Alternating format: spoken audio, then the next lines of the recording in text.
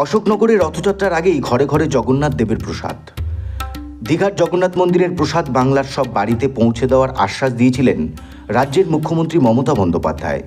ছবি এবং একটু করে প্রসাদ হলেও সামান্য সববার বাড়ি বাড়ি পৌঁছে দেওয়া সারা পশ্চিম বাংলায় এবং সারা ভারতবর্ষ যত বিখ্যাত মানুষ আছেন যারা ভালোবাসেন তাদের কাছে পৌঁছে দেওয়া।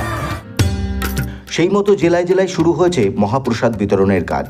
27 জুন রথযাত্রার আগে প্রসাদ বিতরণের কাজ শেষ করা হবে। একদিকে যেমন শহরাঞ্চলে এই প্রসাদ বিতরণ চলছে, তেমনি পঞ্চায়েত এলাকাতেও চলছে এই প্রসাদ বিতরণ। যাদের রেশন কার্ড আছে তারা প্রত্যেকেই এই প্রসাদ পাবেন বলে জানিয়েছেন দায়িত্বপ্রাপ্ত জনপ্রতিনিধিরা। এমনই এক দৃশ্য আজ উত্তর 24 পরগনার অশোকনগর কল্যাণগড় পৌরসভার অন্তর্গত 7 নম্বর ওয়ার্ডের এক রেশন দোকানে ফুটে উঠল। অশোকনগর কল্যাণগড় পৌরসভার পৌরপ্রধান প্রবোধ সরকার এদিন রেশন দোকানে প্রসাদ নিতে আসা ব্যক্তিদের হাতে প্রসাদী বাক্স তুলে দিলেন। তিনি জানালেন,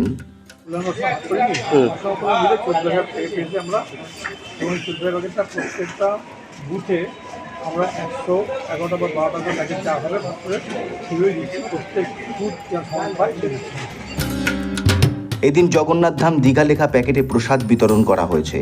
প্যাকেটের ভিতরে রয়েছে একটি করে পেয়ারা, একটি করে গজা, সঙ্গে দীঘার জগন্নাথ মন্দিরের একটি ছবি। রেশন দোকানের মাধ্যমে বাংলার প্রতিটি ঘরে ঘরে পৌঁছে যাচ্ছে জগন্নাথ দেবের প্রসাদ। প্রসাদ পেয়ে খুশি সকলেই। জগন্নাথের প্রসাদ পেলাম, এই প্রসাদ পেয়ে আমরা খুব খুশি। জগন্নাথে আমরা তো সেখানে যেতে পারছি না, যাই হোক বাড়িতে বসে যখন আমরা প্রসাদটা পেয়েছি আমরা খুব খুশি। অশোকনগর থেকে সুজিত দাসের রিপোর্ট, এই খবর অন।